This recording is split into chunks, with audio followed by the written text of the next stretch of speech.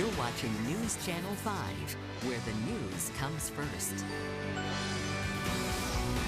Breaking news in downtown St. Louis. A man is shot in the back of the head. The very latest from police. Breaking overnight, Iran takes a historic first step towards ending its nuclear program. Is your commute killing your marriage? It may depend on how far you have to drive every day.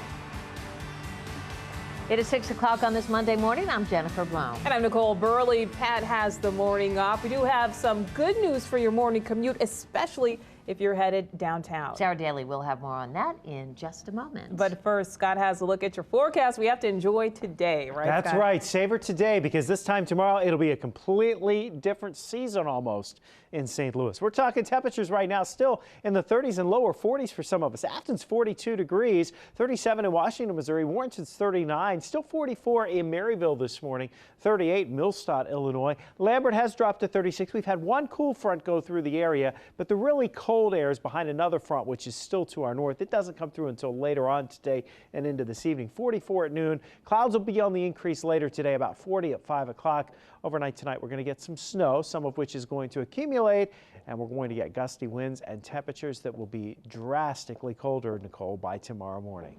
Well, a shooting call right outside our own front door got our attention overnight. Ryan Dean is live near City Garden in downtown St. Louis. And Ryan, police say the shooting actually happened somewhere else.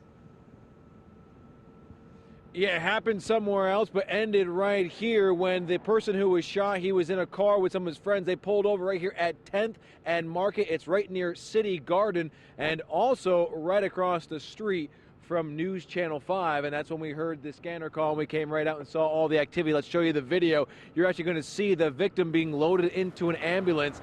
We're told, despite being shot in the back of the head, he is in stable condition. He was able to talk with paramedics. We saw him talking and also standing at one point. Now, as far as what happened, we're told they were leaving a party at the Ramada Plaza. That's near the Edward Jones Dome. The car was at a stoplight when another vehicle pulled up. 2 shots fired in the air and then 1 fired in the back of the vehicle. That's when it shattered the window and hit the victim in the head. He is 19 years old. Now, police are looking for a gray Pontiac Grand Am. They say the person in the back seat on the right side was the one that fired the shots. That is the very latest here in downtown St. Louis. Ryan Dean, News Channel 5. Now to some developing news for your morning commute. Within the past 2 hours, road crews have reopened the depressed section of I-70 in downtown St. Louis. The highway had been closed for removal of the Walnut Street Bridge. It's all part of the Arch Grounds redevelopment project. Sarah Daly's here now with a look at the rest of your morning commute. Accident-free, Jennifer. So that is the good news, given tomorrow may be a different situation with the snow moving into the area. We all know how much snow it takes to cause some problems out there, and not too much, especially with the wind that Scott and Bree have been mentioning all morning long. Take a look here at the Poplar Street Bridge. Like Jennifer mentioned, the depressed section now open. As you approach the Poplar and the King Bridge, you're not going to have any problems at this point, which is so nice to see. Again, tomorrow, it may be a much different situation, but we will be here bright and early to make sure that we can get around town safe and sound and keep you updated on those road conditions. Take a look now at the big picture. Green sensors, also very nice to see. No yellow sensors indicating speeds hovering around that 40-mile-per-hour mark. Out from the split in St. Charles County from 4061 down through 4064 and 70 across the Blanchette Bridge. You are looking at very nice travel times clear into downtown St. Louis. So I'll see you in the next couple of minutes and we'll take another peek at traffic. Nicole? Well, breaking overnight, Iran has taken its first steps towards stopping its nuclear program. Iranian state TV reports the country has halted its 20% uranium enrichment. The move's part of a deal that deal with world powers it reached back in November. And if confirmed, some sanctions against Iran could be lifted by the end of the day. And we're expecting some new developments today concerning a condemned condominium building in Moline Acres. Last week, people were told to vacate the Lewis and Clark Towers because of unsafe conditions. On Sunday, the Condo Association announced an agreement to make repairs to the building. Today, Moline Acres city leaders will meet with building representatives to decide the future of the condos and the tenants.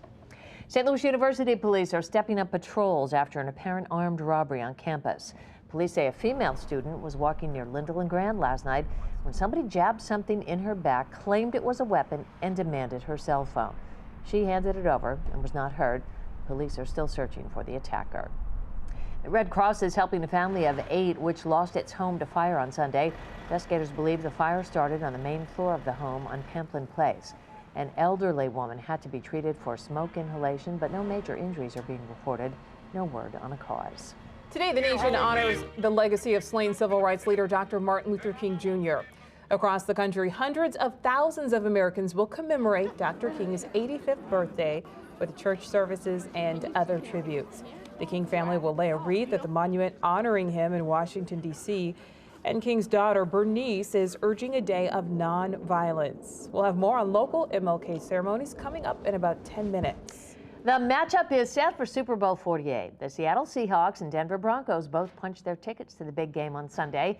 After taking a week off for the Pro Bowl, the Super Bowl will be played February the 2nd at MetLife Stadium in New Jersey. Coming up a little later, we'll tell you who Vegas is betting on to win it all, and it's a pretty close one. Coming up on 6:06, the flu season has some hospitals taking drastic measures. The newest breakthrough in online shopping. Amazon says it can ship packages to you before you even order. Well, the Jamaican bobsled team qualifies for the Winter Olympics, but they face another big hurdle before they can actually compete in Sochi.